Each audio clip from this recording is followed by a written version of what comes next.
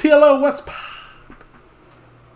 We are on Twitch. We are live. Well, by the time you see this, we won't be. So just leave a like, comment, subscribe, turn on your post notification bells. Let's continue to grow the family from Chicago to the UK.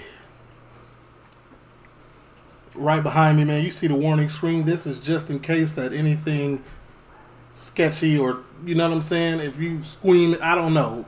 It's here, though. Read it and weep. Don't forget, man, twitch.com, TheeLitOne.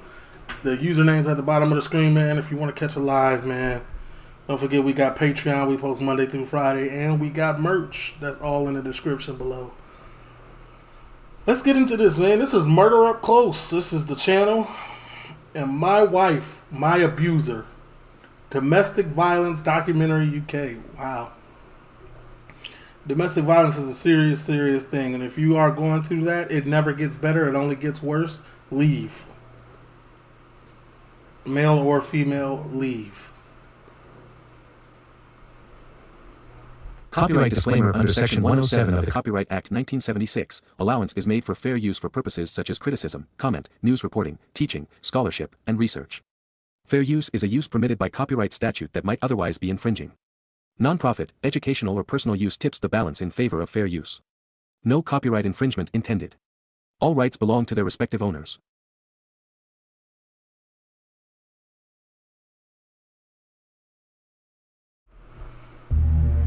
It's an awful feeling to feel how I do about you. I absolutely fucking hate you. Look at that person and just think how pathetic they were, how weak they were, how brainwashed they must have been. I don't want to accept that that was me. So we go to the door and everything is absolutely beautiful. Thinking, I think we've got to the wrong house here. These videos couldn't have come from a house like this. Get in there! Fucking chicken in, you fat cunt. Go on, you fuck off, cook it! You lazy bastard. My boy looked defeated on the couch. This has been going on for such a She was mentally and physically abused. long time that, you know, this is who he is, withdrawn, broken. This is the father of your children, you know, you've been together for 20 years. Just emotional. How long? 20? I don't give the first time you slapped me, I'm probably gone. Don't even worry about it. I'm up out of there. Really just didn't care. And what you're holding in your right hand? Yeah, it looks like a sharp object. It's a sharp object. It's a carving knife. I'll return this, surely. You do deserve it. Gone schooling and That's another level of abuse that we can't, I still to this day can't comprehend. Every time I looked at my sister, she couldn't look at me without starting to cry. It is the worst case I've seen, without a shadow of a doubt. And I do think, yeah, there's a chance she would have killed him. did you buy? It's shown me that you can go to a leafy Oh, sub. she was an alcoholic as well. Is this the intro? Are we getting tricked right now? Okay, yeah, we're getting tricked. I don't want to watch a prequel. All right, there we go.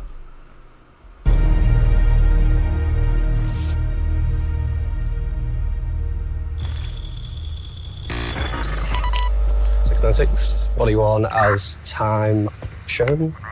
In company 1561. 8:06 p.m. It's still pretty bright out there. Upon arrival, I remember distinctly there was a Jaguar on the drive, and it's a large detached property.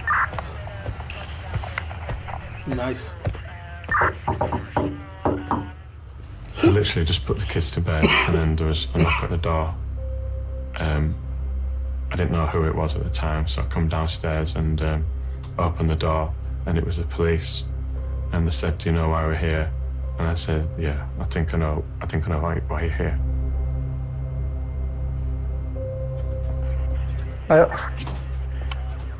Big films. His eyes were really, really sunken. I still I'm not gonna lie to you. If I was in a domestic violence situation, that's about the only time I'm calling the police. I don't care. It's not funny, but I'm calling. I'm talking about like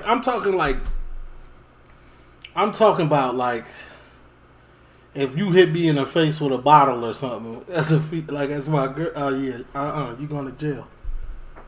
I want everything. This ain't the streets. You out of there, buddy. I remember he had a white shirt on. Say goodnight. But his eyes were really like sunken into the back of his head. As we walked into the address, she was inside on the right-hand side. She was in drink. She was drunk. See that alcohol? Is he Cherie? Yeah. Yeah, okay. No problem. I'll just let you know, Cherie, okay, just before you go any further, okay? So the time is 2010. Yeah. At this time, you're under arrest for common assault. She doesn't give any form of reply. She also doesn't seem shocked, which is strange. You'd expect something to be, why? What have I done? Why are you here? There was absolutely nothing of that. As we're walking up the stairs, she's kind of adjusting her nightie. What's wrong? Yeah, you're all right. We're just getting some clothes on. I remember covering my body camera because I didn't feel comfortable. So we've kind of gone up the stairs. As we've come up, she's got changed. And my colleague was looking after her. I've gone to speak to Richard, which is the first time I've ever spoke to him properly. As I say, he didn't say anything at the door. Okay. And I remember asking him, are you all right? And he just sighs, like he just lets off this massive sigh, as if like the world had just been lifted. Y'all saved that man. You're right. Oh, really? No. Stop. And then I'm sort of looking around and I can see he's got a little bit of bruising on him and there's a few potential marks on him. So I said, have you been assaulted? Have you been physically injured? And his reply is not recently. We're here to look after you. I don't want to ruin your life, but... No, but I don't want her to ruin yours either. Right. And as a man getting abused, that's the first thought that become, man, I don't want to ruin her life. But at the end of the day, she's already ruined yours, because at the end of the day, we came in this relationship expecting minimum peace. And your peace is gone. Life ruined. It's okay. So will you still be up when we come back? Oh, yeah, I'll stop you. Yeah, perfect. No problem, mate. We'll, she's just getting dressed. We'll take her out to Clough Road, and then we'll come back and we'll have a chat. We'll go through some paperwork and stuff with you, okay? I turned around and my eldest daughter was stood halfway downstairs. Dang. I could see that the police were there. Are your children's there, so a little girl? Can you make sure your children's in bed, please? She's going to be so upset. So I quickly turned around to take her back upstairs, and I took her into the spare room, and she was saying, "Oh, where's Mummy going?" And I didn't know what to tell her, so you know, just going with the police for now. And That's deep. I just had no answers to give her. Quickly, can you shove me? Go on, you want to say? It's all good. It's all good. Nobody's seen you. You have sick, They haven't. No, they have. They definitely have. And this type of what's the word I'm looking for? Upstanding community. Somebody out their window. When I shut the door and locked it, I knew that she wasn't coming back. It was like the biggest weight possible of like lifting off my shoulders, because I felt like I just felt like such a massive relief that to know that at least that night that she won't be here. Right, and she worried about the wrong thing, talking about don't want nobody to see me. Girl. For now, yeah. Yeah, follow us down. No. She's laughing and joking with the custody sergeant. She's being almost, I'd argue, flirtatious with the custody sergeant. Custody sergeant's having none of it. Are you married? Yeah. If your wife tried to divorce you 17 times within a year and 4 months, would you not think, hang on a minute, I'm doing something wrong? And then it's, oh, do I have to go in a cell? Can I have a cell with a window? Can I have a cell? Can I have the door open? Can you come in with me? Yeah, I'll get it for. Yeah. Yes. Yeah, I'll go get you a book. I think I just pretty much stared into space for probably about 3 hours, because It seemed surreal, really. I didn't really know how to process it. I just sat there, and I think I probably put something on in the background on TV. I was just waiting then for the police to come. No cap. I would have. Dang, they came back 4 hours later.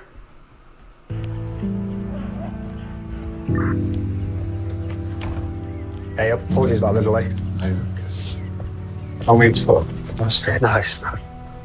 If it's possible for a 6 foot man to look 4 foot tall, that's how I describe him. He's hunched over, and he starts then recounting what happened.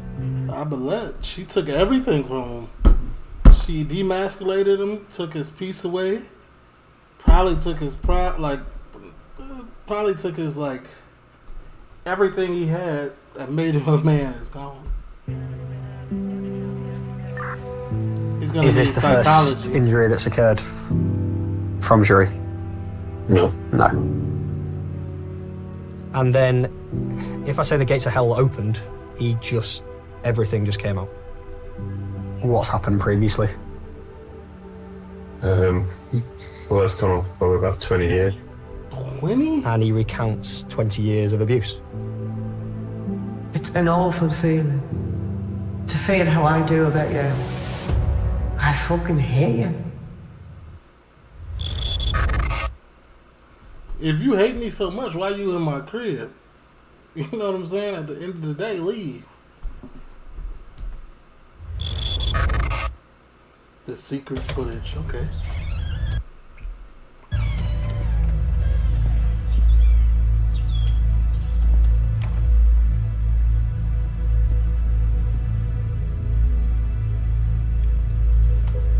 I always felt that Shri was a really nice, kind, caring person, but she had like a dark side. She was like, It looked like you're an older guy and you... Hold on, 5-10%. This darkness came over, and she'd lash out and she'd be angry. What's wrong with you? I've told you that. I've expressed how I feel. What's wrong with you? But the 90% of the time, she was kind, she was thoughtful.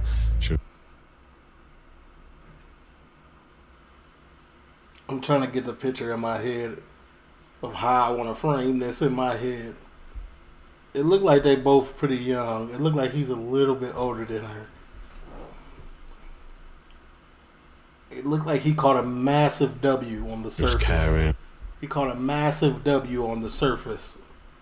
Surface level. He caught a massive W. And when you catch a massive W in the dating field, like your partner is a W on the surface level, you tend to overlook red flags.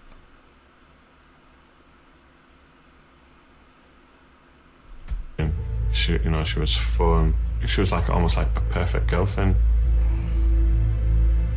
But in the background, there was always a thing that she told me about her upbringing. What's that? Because she wasn't happy with certain things that her dad had done in the past. Daddy issues, oh my days. Okay. And it's quite an unstable sort of upbringing. I always felt that, I could kind of make her life better. And that's your problem. That is the issue. You cannot look to, you can't make nobody's life better. The human nature is I can fix it. That's human nature with male or female. No, I can fix it. I can make it better. No, you cannot. She got to go make that better before she come into here. You know what I'm saying? So pathetically bored about you going, I just hope something changes. Well, what will change? I think the first time I remember any kind of drunken argument, going out drinking and come back to the flat, I remember picking up like a lamp, a glass lamp, and throwing it on the floor and it breaking. And then she was shouting and screaming, and she was pushing me backwards. I don't want you anymore. The lady who lived upstairs, she banged on the floor. Get away from us! Because she could hear the noise. That's the real recording? So I wrote a note apologising. But Cherie wasn't happy about me writing the note and didn't want me to write it, and said, it's normal for people to have arguments, and we'd had a few drinks, who cares what anyone else thinks. No. See, Cherie is wilding. It's normal for couples to have disputes. Because we're two different people, we're not going to agree on everything. It's healthy to dispute things. Or argue, however you phrase it. But to throw lamps, that ain't normal, buddy. Almost like normalised. It's it's normal for couples to argue. We've got nothing to be sorry for. You had no manners before. We're fucking learn manners. So the next time I ask you to go and get me, fucking it is. You're going to jump like a cunt. It didn't ring any alarm bells. I didn't think to myself that, wow, what am I getting myself into? Is this what, my life's going to become, these kind of drunken arguments? And also I thought it was probably going to be a one-off. I felt like we'd get married, we'd have children, I would make her happy. Not save her, if you like, but I just felt like I could be a positive influence in life and make up for the unhappy things in her childhood that she told me about. No, you cannot. Well, no, you can't. Well, what will change? Being married to you. What will change?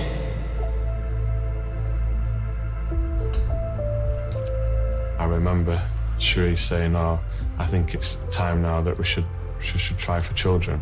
Maybe after, I don't know, 6 months or something, of just... Red flag number 2.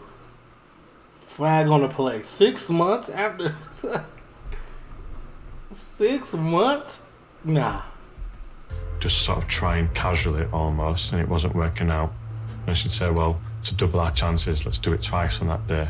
And physically, it just wasn't possible for me to do it that many times, and to do it like on demand, if you like. And then it started, some things would get nasty and saying, oh, you're not a man. You should be able to just do this one thing, that's all you've got to do. Strike 3. Pathetic bastard. Know what I do today. I'd never have married you.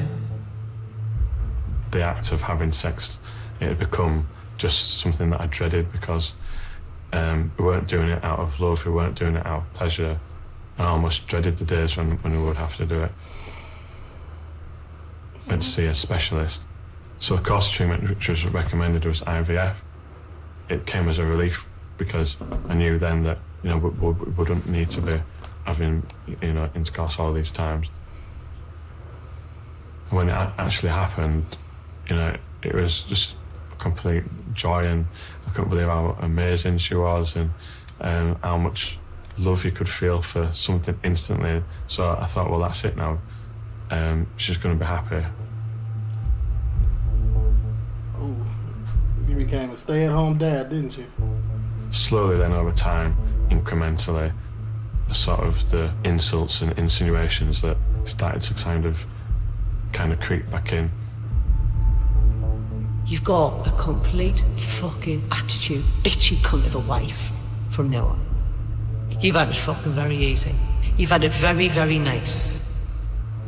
I think probably things that probably affected me more than the physical attacks would be sort of mental. More demoralising things that she would do to me. So mental always gonna, like, for a man at least, mental's always gonna affect you way more, for sure.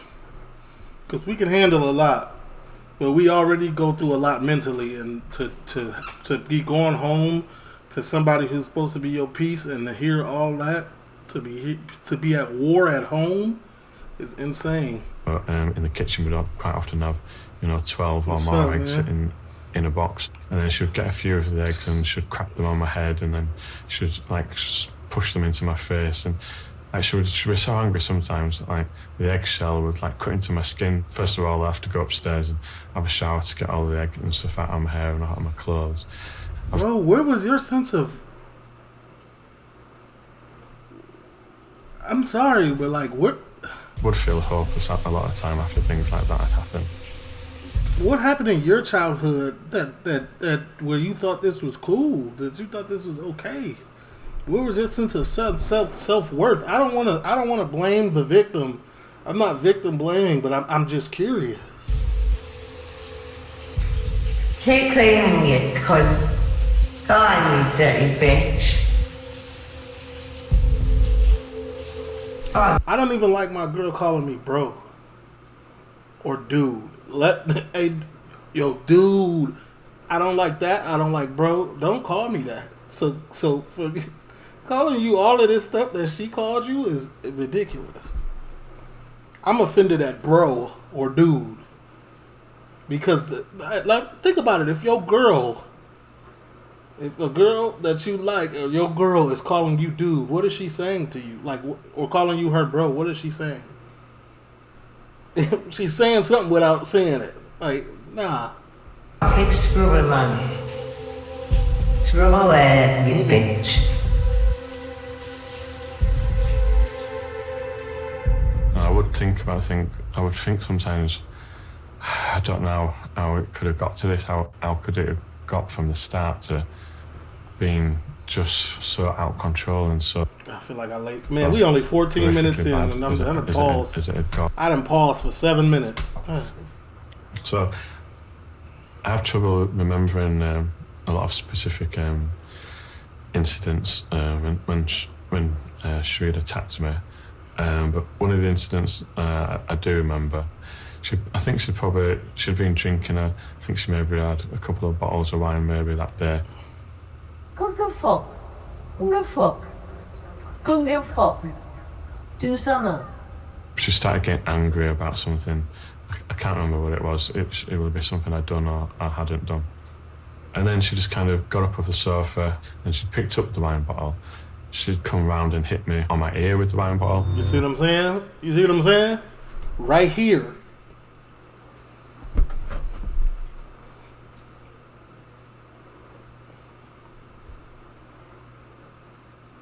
Yes. Can you send an officer to wherever I live? Mm-hmm. No, I got a kid with her, but this is crazy. She just hit me in the head with a wine bottle. I'm not going for none of that. Come get her. It's over. The jig is up. You're going to jail. I'm done. Sure. Listen, a man like me, I done survived the streets. I've been shot at 8 times. I've been in a shootout. I've been jumped by 30 gang members. Ain't no way I'm gonna sit here and let you hit me in the head with a wine bottle. I'm calling the police.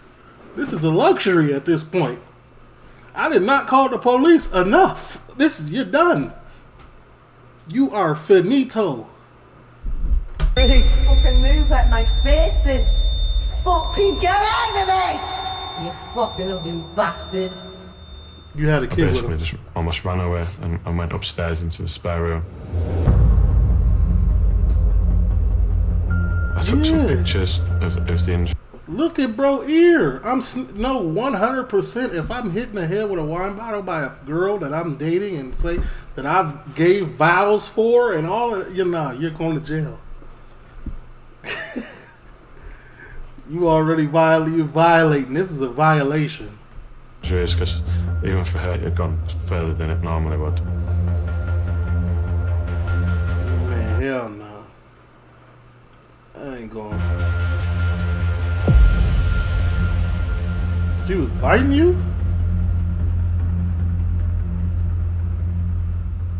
The day after that, we were in the bedroom, and we were just chatting on the bed, and then I can't remember what it was. I'd said something about that I wasn't happy about. I think I'd said my ear was really hurting, and I can't believe she'd hit me on my ear on the head with a wine bottle. And then she sort of warned me and said to stop talking about it, because if I didn't stop talking about it, she was going to do something worse. And while I was on the floor, she bent down and she started punching me, and she started punching me in my ear that she'd already injured. And I was like screaming out in pain because it was like the most painful thing I've ever experienced, because it was already swollen, it was already damaged. And then she was punching it, and I was begging her to stop. I was literally begging her to stop, saying, "Not my ear, just stop it." I was begging her to stop. And then she started kicking me in my ear, and then I will have been... It's really hard for me to sit here and remember that he is the victim. You are the victim, sir. I get it, okay. screaming by that time because the pain was like not just the worst pain I'd probably experienced. And then she said that if she wanted to, she could go into the bathroom and she could smash her face in the mirror and get some of the glass and then cut herself with the glass. And then she said I could ring the police. 100%. 100%. No, I'm gonna let you finish. I'll send a picture to my friend. I'll take a picture and send it to a friend or a neighbour and say that you'd done it. And then she'd say, and once I've done that, and I'll be able to get a restraining order against you so that you won't be able to see our baby. 100%. And see, this is why I'm calling 999 first. In this situation, as a man, you have to call 999. You gotta call the police first. Now, maturing is knowing abusive relationships never get better; they always get worse. Now, with that in your mind, I'm calling the police first because a woman, the police is 100% gonna take her side. It don't matter if you got bruises, if you beat up. It don't matter. If she calls first, you're going to jail, buddy. And then she'd go over to the window and she'd open the window really wide and then she'd shout out the window, Richard, stop it, you're hitting me, stop hitting me. Hitting me all the time! Hitting me because you're drunk! Because if you want me to be a cunt, Rich, I have been silent. And then she'd close the window, she'd come back up to me and say, there, and she'd say, you know, I'm much cleverer than you, you'll never win. And then something just changed in me then. I thought, well, there's no...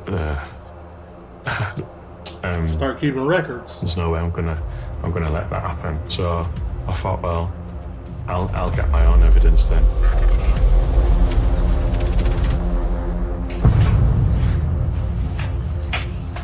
Get in there and cook the fucking chicken in. Get in there and cook the fucking chicken in, you fat cunt. Go on the fuck off and cook it! You lazy bastard. But you haven't, have you? That's the point.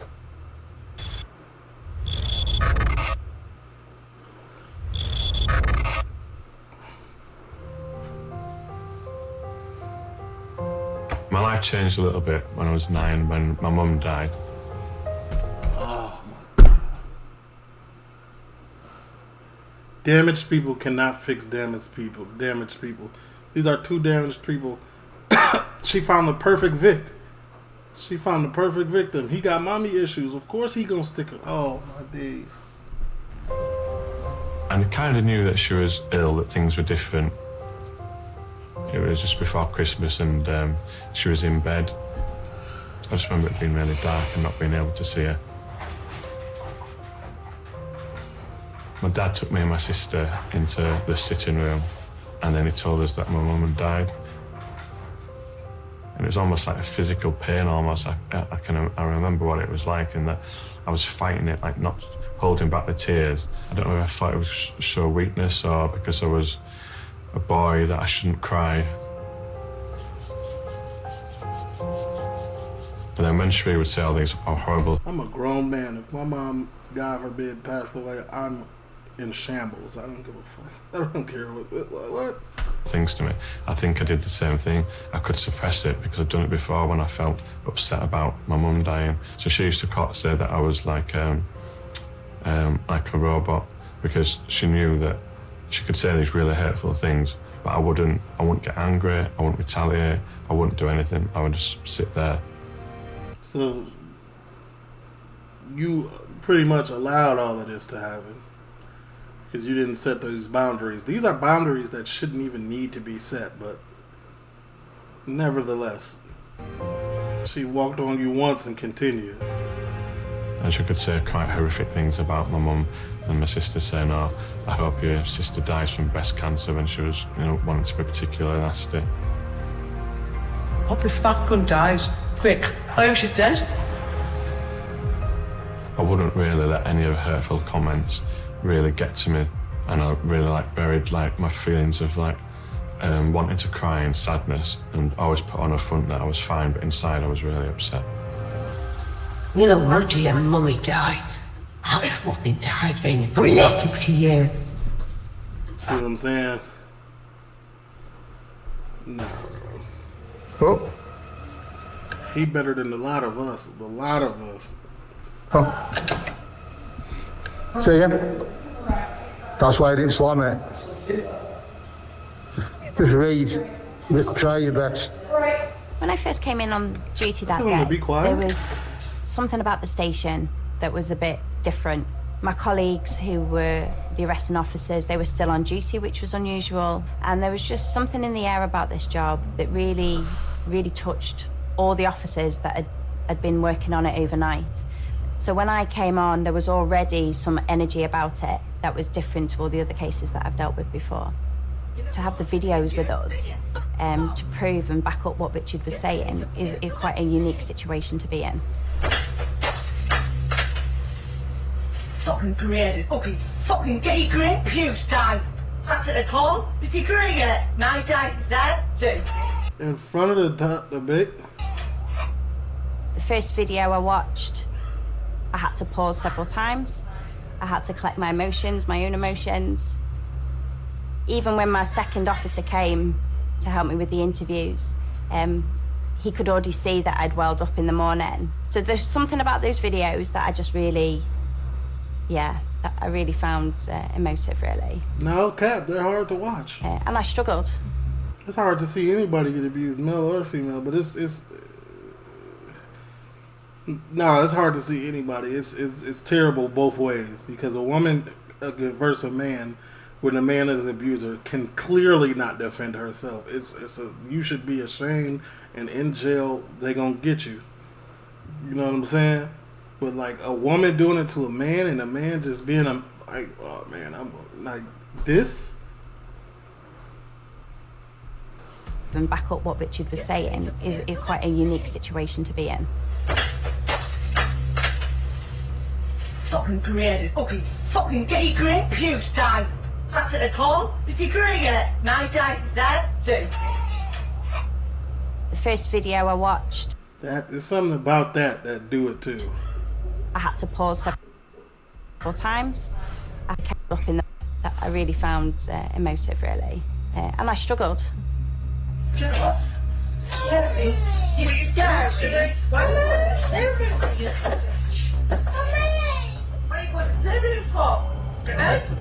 Going down, dickheads! Going down, mate! That's a kid's room! They're frightening every fucker! He trying to get you in front of the camera. Everyone's sick of you, man! Every man sounds like a little bitch, man! Treat him like a bitch, because he is. Cherie was already in custody at that point, so I knew that she was safe and contained. So then my main focus was on Richard and the children. We've taken away part of his structured life, and he was then left very vulnerable. So that was my main focus at that point. So we needed to get up to Richard as soon as possible. Hi, Richard, you okay? So Dan Jenkins said I spoke to you on the phone, yeah? And again, Richard, man, I feel like you're a good man. You don't deserve this. This is my initial thought, man. You don't deserve this. It's that big heart. It sounds like you got a big heart. Oh, I can fix it.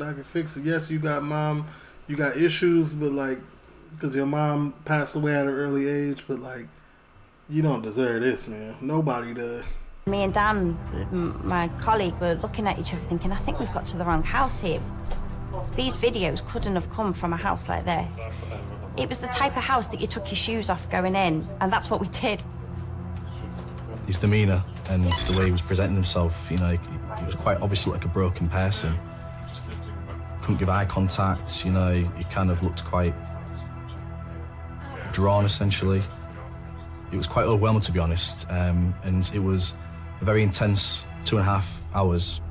Is that the one that I sent to Richard yesterday? Yeah. Yeah, okay, so that's all the videos then, yeah. Because I just a few, only 6 of it. Yeah, 6 originally, and then we've got another figure, 34.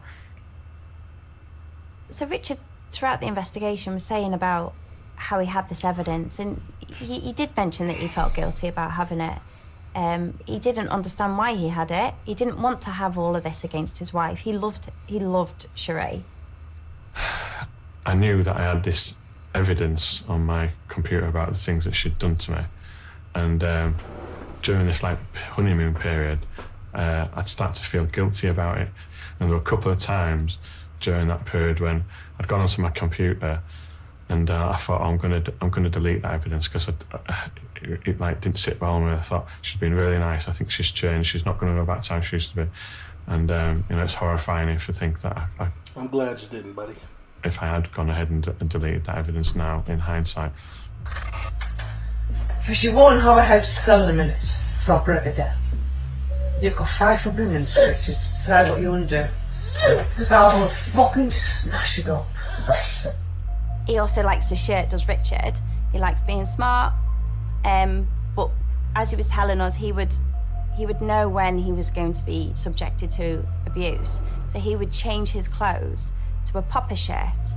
If I think she's going to be violent, then I quite often I'll change into my shirt popper stuff, because then I know if she's violent towards me, then it's unlikely to be ripped. It'll probably just pull the popper stuff and so. I'm sorry, Richard, that's just completely flawed, man. No, that's peak. Bro knew when the abuse was coming. He clocked it mentally, and he would change shirts so his shirt wouldn't rip.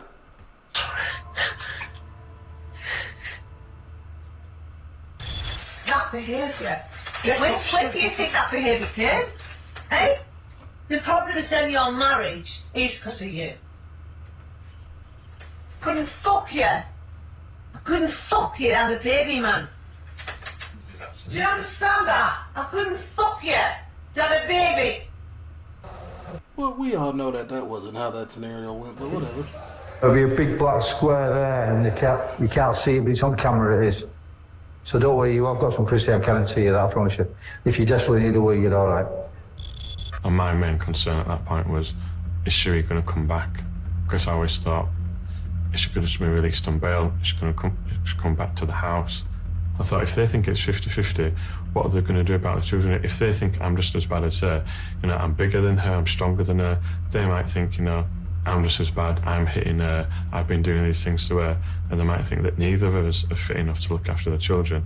If someone had been through the same thing that I'd been through, however many years it went on, and all the pain and all the attacks, all the times she attacked me, if someone was to say, I couldn't take anymore, and I hit them back and I punched them, I could understand it. Nah, bro. If you had all of this on footage and you was to not be able to hold your composure, I don't think nobody watching this would even blame you. But I'm glad you didn't, because it hit harder this way. I wonder what she got in jail time. Get off! Get off me! That fucking room tidied. Look at her. She spit on me? I think getting spit on is worse than a bottle. When the pain got too much, I would hold the hands down, and then I would physically restrain her, whether it's on the chair or possibly on the floor. I'd hold her down.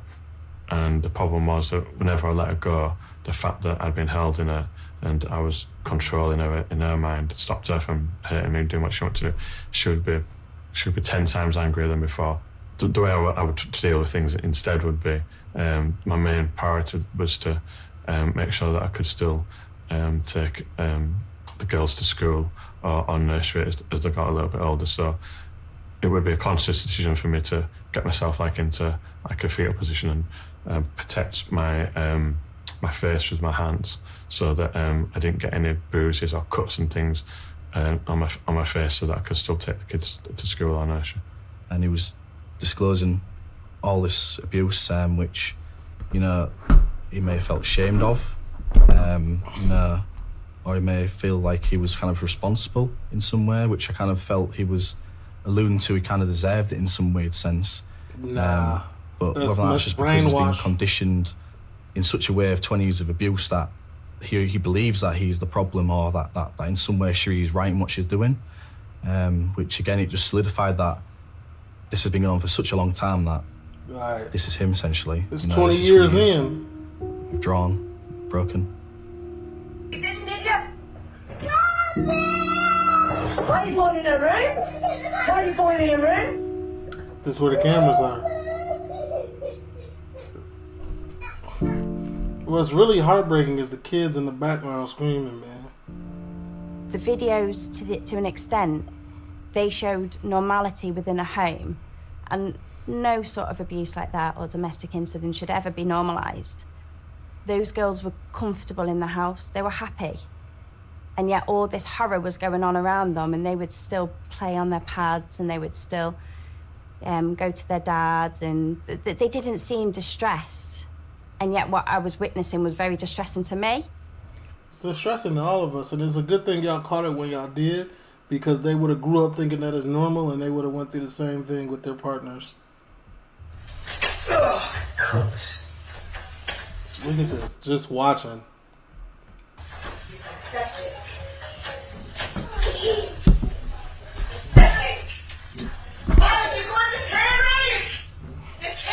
By the time, we had Why would 3 you beat children, them? we were married.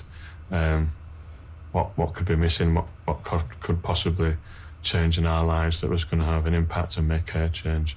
So I'd kind of given up hope, thinking that she was going to change. But by that time, I felt completely trapped. I felt like I was in the situation. There was no way out. I couldn't leave the relationship myself because I couldn't risk leaving the children with her. But also in the back of my mind, I know she'd been shouting things out of the window, saying that I was hurting her. I knew that she'd had these pictures of bruises on her wrists from when I've restrained her. She'd said that she'd told her certain friends that I'd hit her. Richard wanted to hide the abuse as much as Cherie did, and he went to great lengths to do that. I have, memories of going away to do these conferences and then having a black eye or a bust nose or bruised lip, whatever it might be, and having to pack along with my toiletries like my shower gel and hair gel, some of Cherie's makeup. So I would have like some of her foundation, sometimes two different types of foundation, and then like this a is powder heavy, thing. man. I just think it was like, look at that person and just think how pathetic they were, how weak they were, how brainwashed they must have been, and I don't feel like that's me. But that's why I've disassociated it from myself. I think it's a kind of disassociated memory. I don't like thinking about it because I don't want to accept that that was me.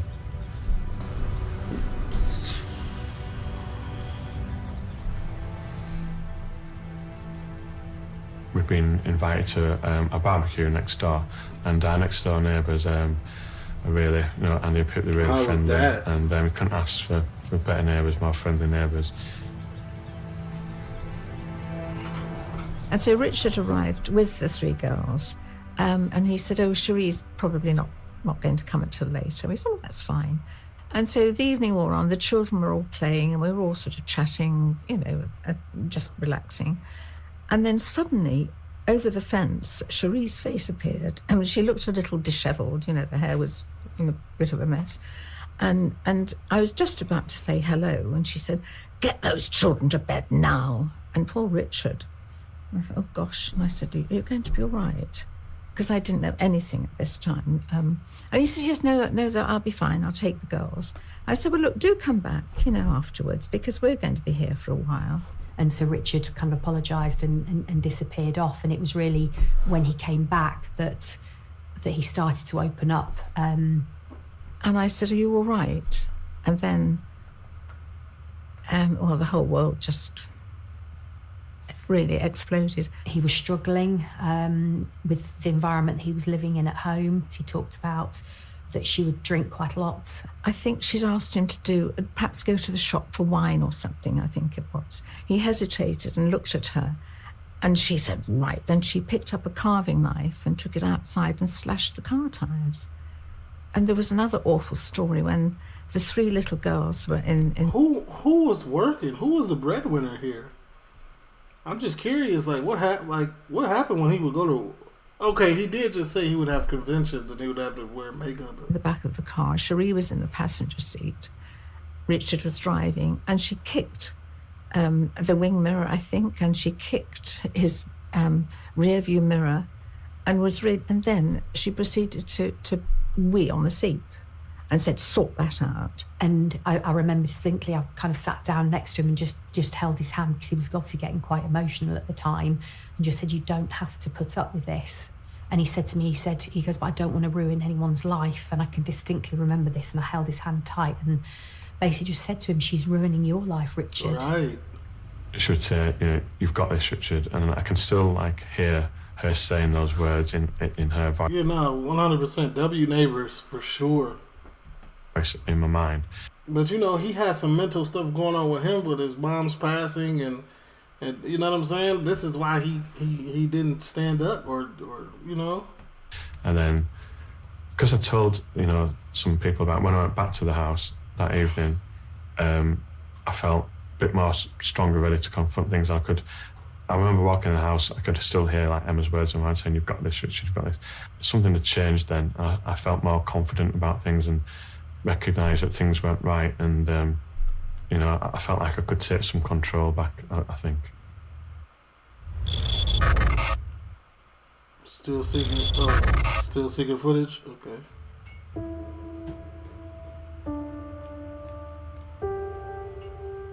You know, I started to feel like, you know, relief.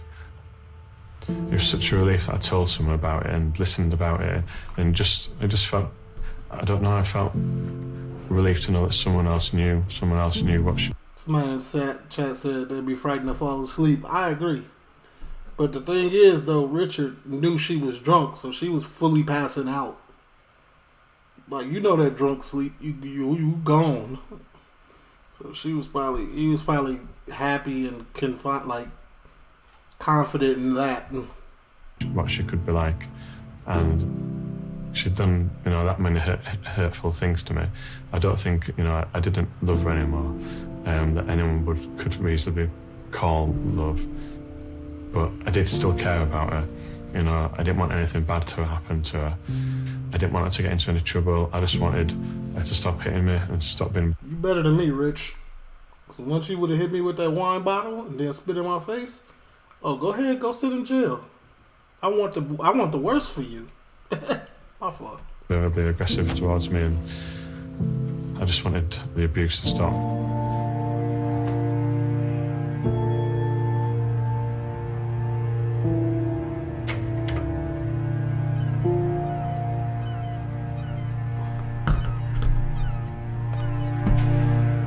So shortly after that happened, Sheree was in an angry state. She'd been drinking, of course, and she'd phoned up one of my oldest friends, Tony, and she'd phoned him up, and she told him that I was drunk and I was being really argumentative, and she didn't know what to do.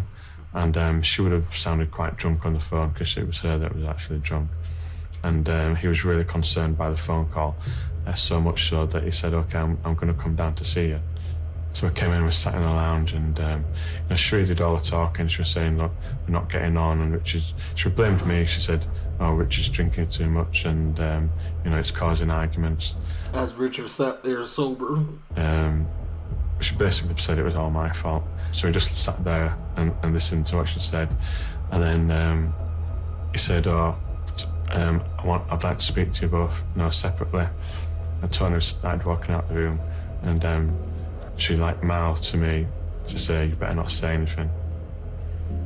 And we walked down the street, and you know, he was saying, you know, those things aren't right. And he asked me how I'd got the bruise on my face. And I told him that she'd done it. And I told him the truth. I got upset about it, and then he said, it happened before, and I says, yeah. And he says, how long has it gone on for? And I says, forever, really.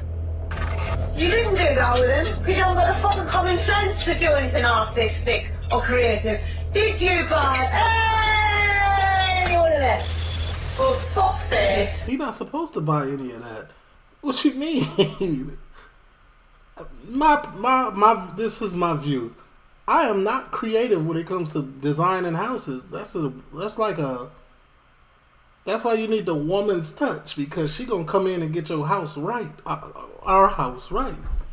You know what I'm saying? What are you talking about, ma'am? So you don't want me to say this and tell them that you're afraid of Daddy. It's just horrible. He's a horrible, horrible little man. Then we'll get rid of him soon, won't we? Who's she talking to? Fucking well, I get my arm in there. Smack the fuck out of you.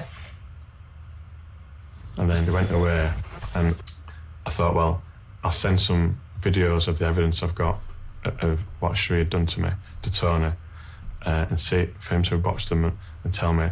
I think I said something like, can you tell me if I'm overreacting or if I'm doing the right thing?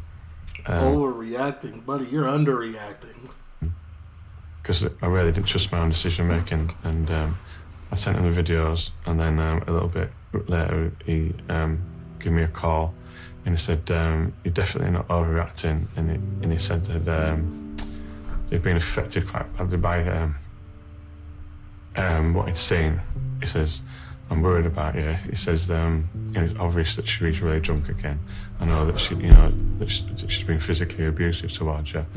And he says things haven't got any better. And he says, I don't think things are going to get any better for you. My fault. I wasn't in the picture. Just wait a second. So he says, I know you don't want me to tell anyone. But he says, I've got to do what I think's the right thing to do. Oh, God, I'm not that friend. You couldn't send, my best male friend couldn't send me no pictures like that of him getting whooped by his... First of all, if this was 3 years ago, I have some people at your front door. That's first and foremost. But since it's now, I'm calling the police. Outstanding citizen, as I am. You feel me? Do. So he says, I'll probably have to do something that, you might not necessarily think's good for you, you might not agree with at the time. But he says, I hope that, I hope that eventually, after I've done it, that you'll forgive me and you'll know I did it for the right reasons. So that was without your consent, he sent him. W friend. Yeah, I stopped blaming him for that. But yeah, it was without my consent. And then I got a call from the lady saying that she'd seen the videos, and she said she thought it was some of the worst videos she's ever seen, and she was in tears when she watched it. So, honestly, bro, this is heartbreaking. This is heartbreaking. This is like, I ain't never seen too much of this, but this is terrible. She said that she'd seen the fact that the two girls had witnessed it. So she said because of that, she's got a legal requirement now to take action on that. Do you understand that, Richard? Yeah, I understand that. Yeah, I'll let them down. We haven't let them down, Richard. Hey, Richard, you ain't gotta cry. You safe now. She does have a legal requirement to report this because there's children in the home. But you are the victim. You're gonna get your children. You got the kids. The jig is up. The police was reported by your friend first. She can't lie on you. It's done.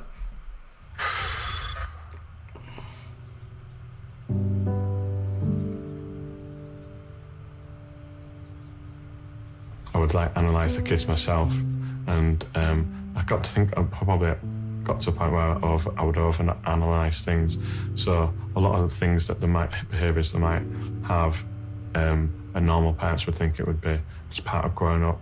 I can never think that, because I always think, is it just normal part of growing up, or is it because of what they've witnessed Sheree do to me, or what they've heard Sheree do to me? So during arguments, it would be our eldest daughter that she would say to, why do you go next door to the neighbour and tell the neighbour that daddy's hitting mummy, or tell them that daddy's a nasty man. And, now that is vile. She getting the kids to go do that to their dad, very innocently, not knowing what they. That's. And I would reassure her. I would say to her that if mummy asks her anything, when she's angry, I would say to her, it doesn't matter what you say to mummy in front of daddy. I used to say, you just tell mummy what you think mummy wants you to say. And I said, I'll always love you. So it doesn't matter what you say if in front of me to mummy. And that's a good man. Through the whole thing, he gonna protect his kids. Hey, just whatever she wants you to feel, say, just say it. She'd say okay, and then I'd say okay, and I'd give her a wink, and then inevitably an argument would happen later on, and she would say something along the lines of, do you want Daddy to stay in the house, or do you want him to go?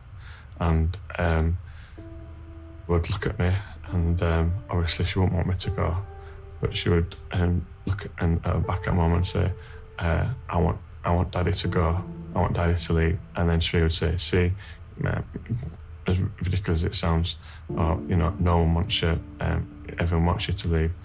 And then when her mum wasn't looking, and she'd turn around, and then my eldest daughter then would turn and look at me. That's a terrible thing to do to a kid. Do you know what she didn't even know what she's doing to these kids, bro. And she would smile, and then she would try and give a wink to show that she knew that I was okay with what she'd said, and she wasn't in any trouble, so that she didn't feel upset by it.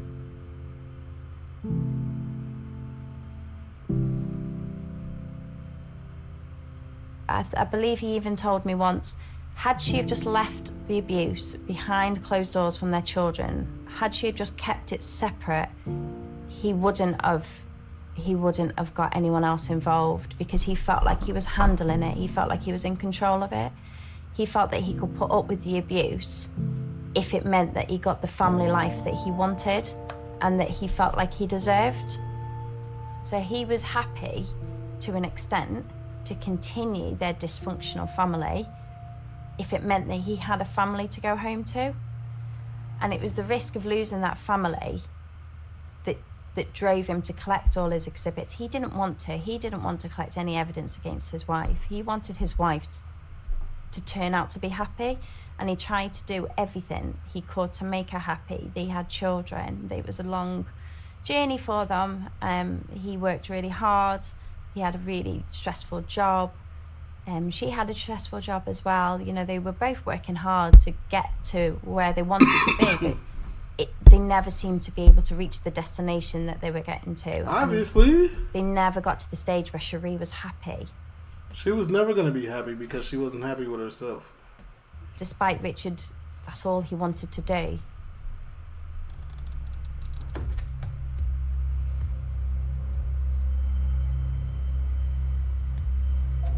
Probably one of the most... Hold on, man. That's what I be talking about, man. Demoralising things would be. We were in the bedroom, and we were sat on the bed, and she told me to get off the bed. And she bought the bed on her credit card, and she said that bed belonged to her, so I didn't have any right to sit on the bed. But she still wanted to argue, and I didn't want it to escalate.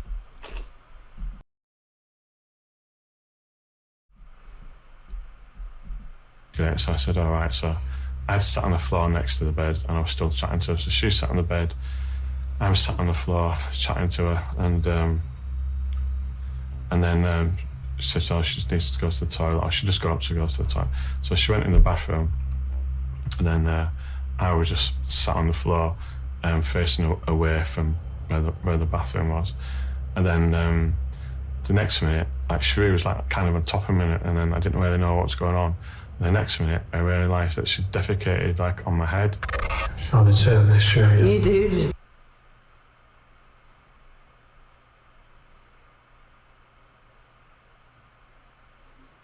Shorty took a number 2 on his head?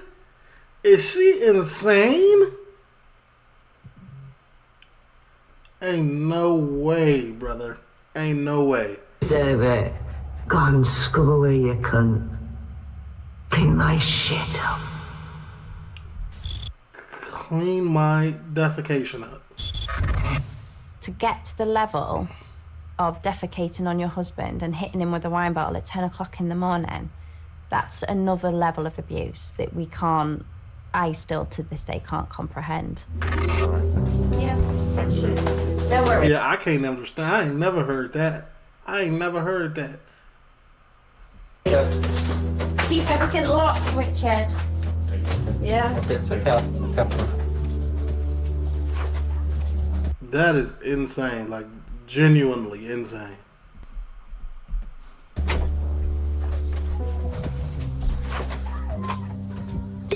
So after we finished with Richard, we had to leave him, which is always an uneasy thing, especially that, he's disclosed serious allegations to us, and then when I was leaving him on his own because the kids was in like school and nursery, and it was when we left the house and we got in the car, I do recall quite a lot that, it was a bit of a, what was that?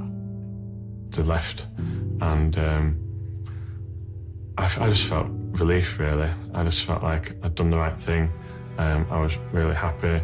I spoke to Tony on the phone and just told him how thankful I was, and I couldn't believe they'd done this for me. And he was saying, like, I told you, things would be all right. And then he says, as long as you're still my friend. And I was just, I said, yeah, of course I'm still your friend. I was just so thankful for what he'd done. And the next memorable thing after that was when I had to tell my parents about what happened. So I rang my dad, said hi, Dad, and would have been able to tell that obviously I was upset on the phone and asking if I was okay. And I said, Cherie's been arrested. And he said, oh, what do you mean, what she been, why is she being arrested? And so he was oblivious, obviously. Did he not come over or anything? Like no visitors? Or? I said it's because of things that she'd done to me. The next morning, so I knock at the door, and was her dad? My parents were at the door, and my youngest sister was at the door. Of course. And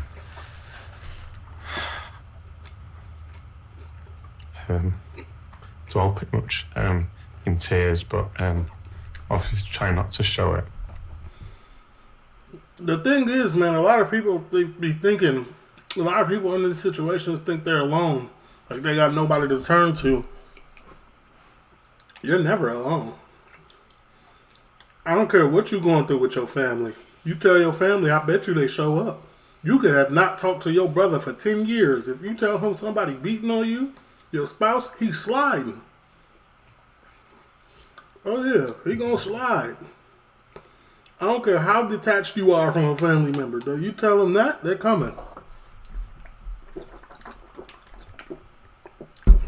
I was a little parched.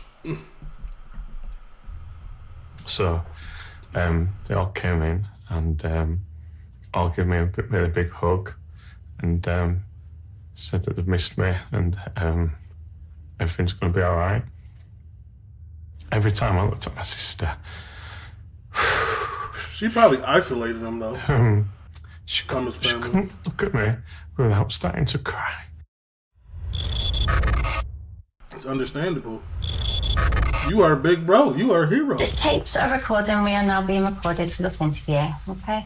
So date is Thursday the 17th of June 2021. We're in an interview room at Clough Road Police Station. The interview with Cherie is really interesting, really fascinating. She was respectful.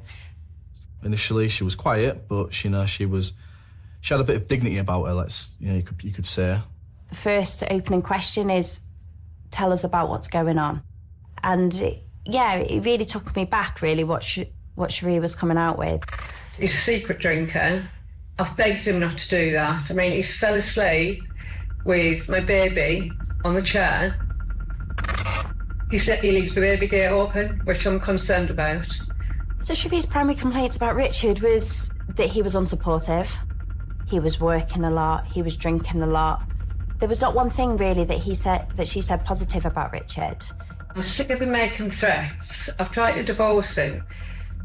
10 times or 11 times last year. I'm sick of him saying, I'd rather pick and kill you than divorce you. Cherie did very early on volunteer that there was abuse within the house, and she said it was more tit for tat. Are you afraid of Richard killing you? Cherie, are you aware that you are on CCTV?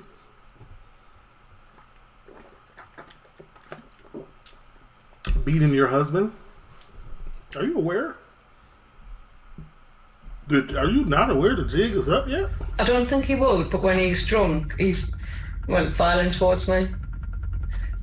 For a suspect to acknowledge in a suspect interview that there has been abuse, you do take a step back to that because we're not used to that sort of side. He's gone for me and, put me on the floor or, push me through the baby gate. She was initially trying to explain that she's the victim, that it was Richard who abuses her, controls her, and we've locked the wrong person, essentially. He's dragged me around the bedroom. Immediately playing for victim, huh? So are you responsible for coercively controlling your husband? I would think he's responsible for controlling me. Deflecting a lot, really trying to not take full responsibility for her actions. It was almost like she already had her story in place and she was willing to tell it, but it wasn't the actual story that happened. When she locks me out, I go to the side of the house and where the boiler is, so... Bro is down bad. Look at him in this interview, and then look at him when he shows his face, like for the documentary. It's two different people. If it's that cold, it's not as cold because the heat comes off the boiler, so I'll sit there. No one should ever know where a hotspot in their building is from the outside. It's a beautiful big building. He paid for that building. He paid to live in that property, and yet he knew exactly where the hotspot was on the outside to get some warmth when he used to get kicked out. Have you bruised him? Have you bitten him? Only when he wouldn't get off me. So along with the audios and the videos that he also had what I decided to call a cat. She was better off saying no comment in these interviews. Because now it's just, we know you lying. The judge, the jury, you're done. Catalogue of injuries, and you could flick through it, and you could see bruises, and then 2 days later, those bruises have gone yellow, but on top of those were fresh purple bruises as well. It really did tell the depth of the abuse. It was layered on his physical skin. When we got to the injury photos, because there was so many of them, I said to Cherie, look, I'm going to hand you a bunch of photos. These are exhibits. Can you pass my colleague Adele the ones you admit to doing, and pass me the ones you deny doing? I'm going to say no. Okay. No. And she sat there with just a blank, emotionless look on her face, and she's sort of flicking through them, going, yes, I've done that one. Yes, I've done that one. And at some point she goes, no, he's exaggerating that. I don't think all of them. He's exaggerating it? A picture? Some of them. That's a bite, what he likes. So there was bite marks, and she said that was something sexual that her and Richard were into, or there was cuts or on his wrists. And she said, oh yeah, because I had to restrain him because he was lashing out at me. That would have been where I've tried to push him up. You had to restrain him. Come on now, be real. You're not restraining that man. You couldn't if you wanted to. Now we know that's a lie. From physics or whatever you call it, strength. Of me. And all this time I'm kind of sat there thinking, this is the father of your children. You've been together for 20 years, and having seen these injuries quite detailedly laid out to her as well. That again, just emotionless, really, just didn't care. Yeah, I lost him an eye on that one. Threw me phone at him. She need to go to Wandsworth. I didn't press pause. Y'all can hear me, Just pause at that ear photograph. So you're saying no to these? We had a fight this night. Yeah. He was drunk. She was really even in a worse state than normal, and she would be like hitting me with a wine bottle, like hit me pretty much all over my body with a wine bottle. So I had like bruises down my arms and down my side and on my back and on my legs, pretty much everywhere. Richard's telling us that you hit him across the head with a bottle of wine. I did not do And that. caused that injury. I didn't. You didn't. So you're denying making that injury. I did not do a bottle of wine on his head. Of course, when you hear back all your crimes, you feel like, dang, come on now. Really look at me. Did I really do? Come on, yes, you did it. I know you did it. We've seen it. I don't think there's a part of my body that hasn't gotten bruised, and they're quite black, dark bruises. We were fighting, grappling over a bottle of wine. I said he was drunk enough, and he fell. They threw at one wooden big table and hit his ear on here, or his head. Yeah. She could sell ice to the Eskimos. She really could. She could convince you that black is white. Richard is saying that he attended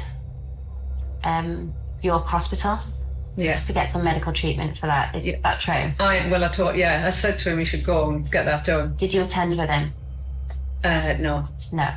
Richard's saying that you did attend with him and that it was agreed by yourself that he shouldn't give his names, he should give your brother's details. No, he suggested to do that. He suggested to do that. Why? Because he was drunk and my brother has a drinking issue. Okay. But she did also warn me that if I didn't give her brother's name, that she wouldn't let me back in the house. Richard said he was scared of you and you told him to give your brother's details. I didn't tell him. It was his idea to give my brother's details. To cover up what's happened, which is you hitting him with a bottle of wine. No. She said it with such conviction. It's almost like she didn't leave you any choice but to believe her. It was just... Wandsworth is the is that the psychiatric one? H&P Wandsworth? She needs some she needs a psych evaluation. Unbelievable to watch and to listen to. So Richard's obviously taken a lot of photos of his injuries. Have you got any photos of your injuries? I did, yeah. Where's them? Where then? In my iPhone, and he asked me to delete it, and I did. But I'm hoping you can recover it. Okay. So we decided that... They absolutely can. All pictures, all emails, all text, all phone logs, all phone history, calls incoming and outgoing. They can recover all that. We were going to show the video, one of the videos. What we would say on that day was the most horrific. Kayleen, shout out for the following. It involved Cherie having a knife to Richard's throat. This is exhibit Can we see it too? RH28. And this is one of a number of videos that we've been confronted. This might explain why you were arrested if you've got any confusion as to why that's happened. Initially, I played it without the audio, and this was accidental, just because my laptop's usually muted. Do you recognise that room, Cherie? Yeah. Where is it? Their room. Oh my God. She got the What blade. are you holding in your right hand? Yeah, it's a sharp object. It's a sharp object. It's a carving knife, that, Cherie. What did you do then? You've got to push him back. You've got a knife in your hand. What are you pushing him for with a knife in your hand? So you must know exactly what's happening here. Come on, Richard, get in the room all the way. I wanted to give him it because he had threatened me that he wanted to kill me. He'd rather kill me than divorce me. And I did reach for a knife, and then if he wants to kill me, just do it. Man, this be the scariest thing, man. That without this footage, it was actually 50-50. And knowing how the court system goes, it's like 70-30 in her favor without this footage. That's the spookiest thing of it all, man. That's why you gotta protect yourself as a, man. This is insane. She just went into autopilot and she said, this scenario, she said, I was saying I wanted to die. And I was giving Richard the knife and saying, you're going to have to kill me because I can't live like this anymore. Almost as if she kind of planned ahead or knew exactly what it was going to be referring to. But then that all kind of shattered, really, when I played the video back again, but with the audio.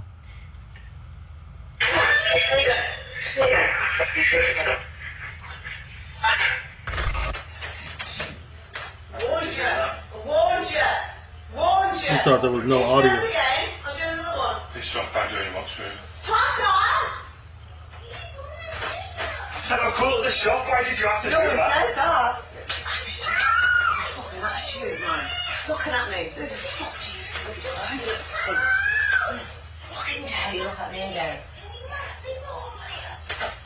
Shame it takes that level of violence. Oh yeah, you cooked. That's GBH with a bladed article, and don't let you had a nicked him. That attempted him. I kind of expected a bit of a reaction to that, but she had a bit of a poker face, you could say.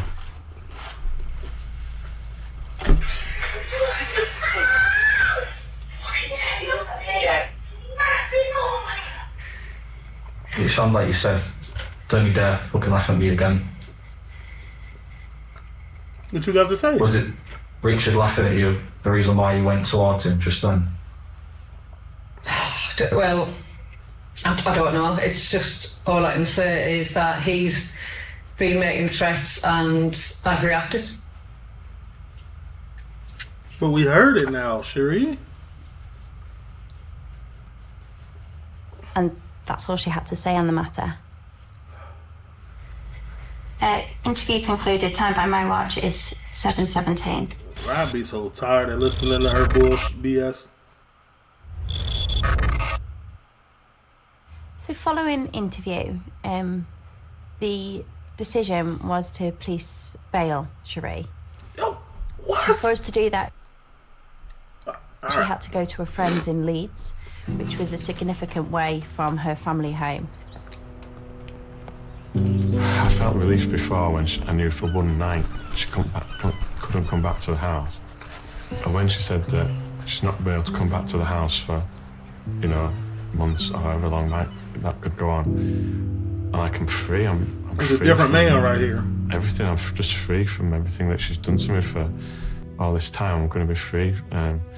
Even if it was for having a month she was on bail, regardless of what happened at the trial or whatever happened in the future.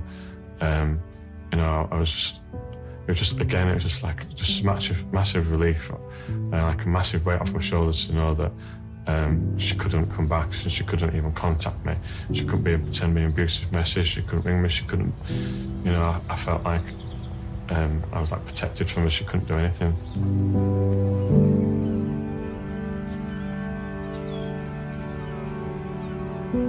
A part of me wants to say in America, if this was a male, the table returned, he wouldn't have got no bail. In America, I don't know though. I couldn't even call it in this situation. And when I bailed Cherie and I told her that this is what's happening and she was getting taken to Leeds and that Richard had packed an overnight bag, she turned to me and she goes, well, I hope he's packed my hair straighteners. And I just thought that was so weird. And yes, I am impartial, but there was just something in me that just had to say to her at that moment in time, your children are okay, by the way.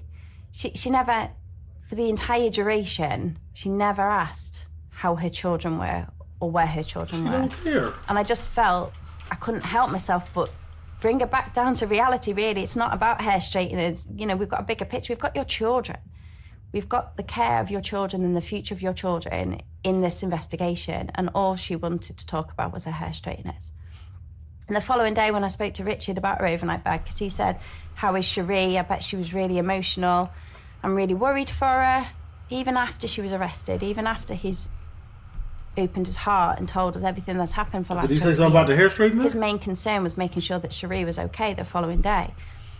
So I had to, again, there was almost like a reality bump situation going on. I had to bring him down a bit.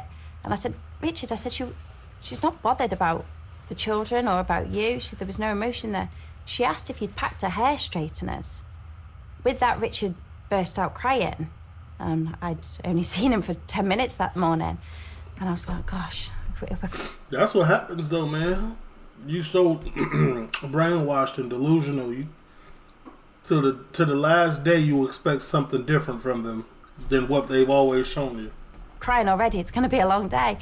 But he said, I did pack her hair straighteners. He said, I knew exactly what she wanted me to pack. And he goes, and that's why I packed her hair straighteners. So in this twisted, dysfunctional family, Cherie and Richard knew each other so well, and they were so intertwined in a really twisted way, that he knew exactly where her thoughts were going to be that day. And she knew that Richard wouldn't let her down. That's insane.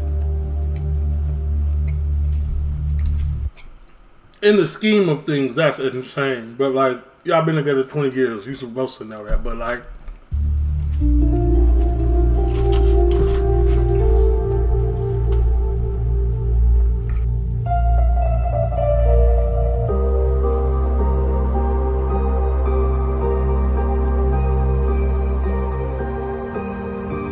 The most significant thing that came out of that interview was that 10-day situation between the 1st and the 10th of April. And that was when Cherie used a wine bottle. And for what we believe from Richard's account, for 10 consecutive days, she repeatedly beat Richard with this wine bottle, sometimes in front of the children. And that's what caused the disfigurement of his ear. 10 days and 10 nights for that wine bottle. He even used the words, I thought I was going to die. He couldn't see any other way that torture for those 10 days was going to end other than his death. I think even Richard said that he wanted to die at that point. I'm glad his friend did something. Broken. Richard wasn't going to ever tell. I picture the switch on the wall, but in my mind, I would imagine that if I pressed this switch, that like it would just be a blinding light almost, and instantly, like I would like be almost like absorbed into this bright light, and I would just like disappear into this light, and then disappear from the world, really.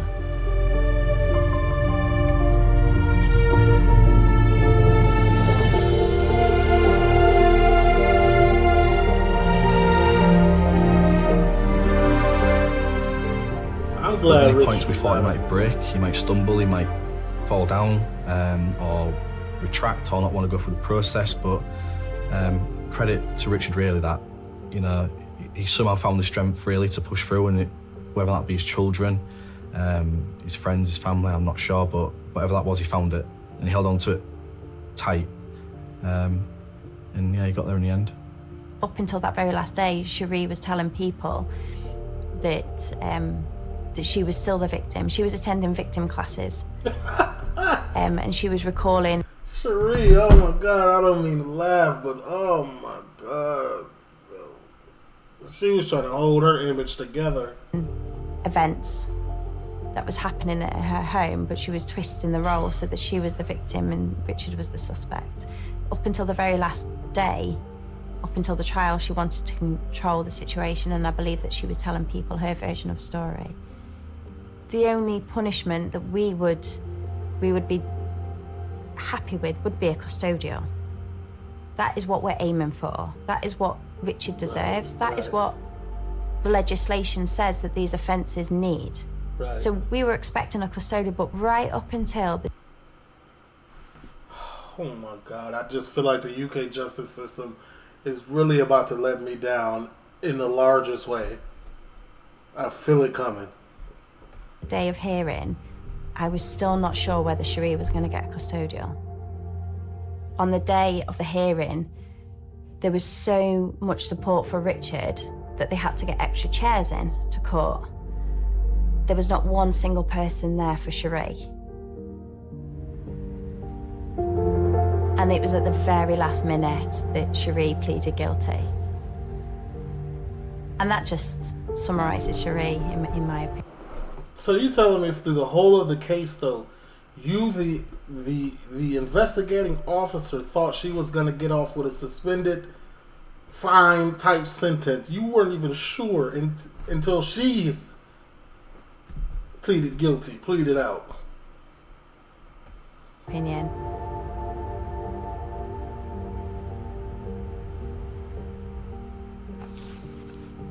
Do not show me an empty notebook. Show me sentences. When I look at these pictures now, it's almost looking at two different people, really. Why you all still got them? It's not the people who we are today, I guess. I don't feel like she ever planned to hurt me. I don't think. Yes, she did. She's playing from day one.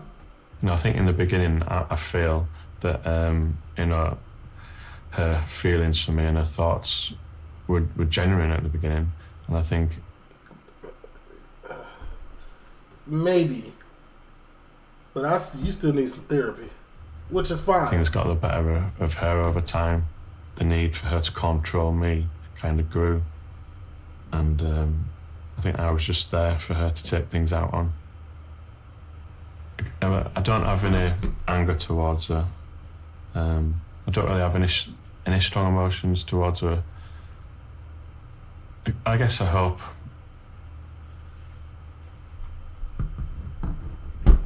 What do you hope, Wisher? I hope the best for her future, I guess. I get that's the mother of your children. But listen, me from the outside in, I hope the worst for her. I hope because through this hour and 6 minutes, you ain't did nothing but be the victim. Also maintain being a stand-up guy, and also have a huge heart. So for you, I hope the worst for her. You know what I'm saying? If you can't, I will. I want the girls to know and think that the mum's having a nice, happy life. It'll make them happy. They're happy that you're happy and safe.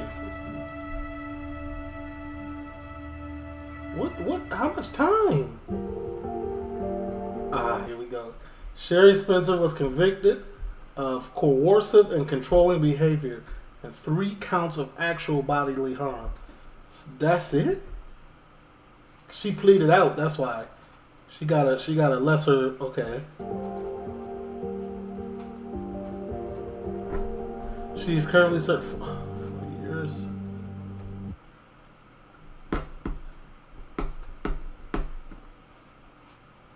I don't know how to feel about 4 years. Maybe because it was a shock value, but I guess 4 years is... I would have liked to see 6. I don't wish jail upon nobody but Cherie Spencer. That's tough. TLL, leave a like, comment, subscribe. I'm gone. Wait, is that done? Are we done? Richard Spencer is now rebuilding his life with 3 daughters in Yorkshire. Shout out Richard, man. I'm gone now.